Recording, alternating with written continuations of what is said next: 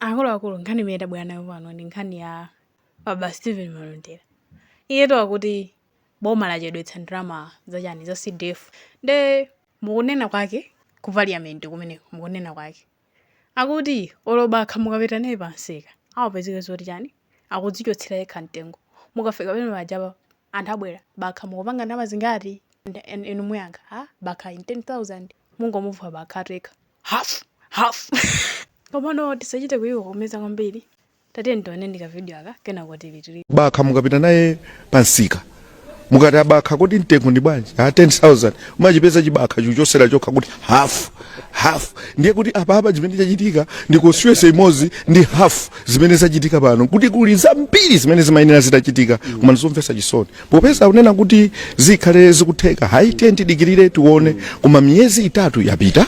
Pa miyezi itatu pangotuluka ndalama yokwana constituency imodzi ndi half. Ndiye ndizofunika kuti mwina aboma anakazindikira. Koma ngati boma likuona kuti zake sizikuyenda pena pake nalonso limadikirira pena pake kuti zikayenda litulusa ndalama ngati zimenezo. Ngati ma MP anakangotulusa ndalama zokwanira kani ma 300 constituency ina iliyonse kuti zitukuko zina ziyambe kuyenda. Za 5 billion zija mwina akoza kuyezeka kuti mwina mu chaka china chikubweracho akakazi kutolera bwinobwino tizayambire papenepopo.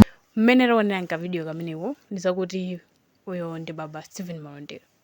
Ndipo iyeyu amathirapo ndemanga pa nkhani yokhudza CDF, Community Development Fund. Tonse timadziwa kuti ndalama zimene ndi ndalama zimene aphungu ku nyumba ya malamulo amapatsidwa. Makamaka boma limapereka kwa aphungu mu nyumba kuti aliyense akagwiritse ntchito ndalamazi kuchitira chitukuko kuchani ku constituency yake. Nde mukulonjeza kwa boma ndalama zimene zikhale kuti zafika kale.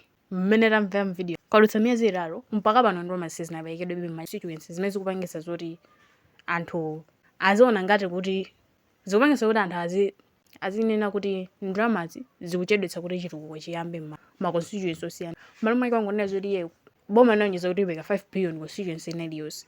Naye malo mwake wati fatangopeka ma 300 million kuti zitukuko zina ndi zina ziyambe kuchitika ma constituency osiyana. Ndiye iye anapeka chitsanzo chachani cha bakha.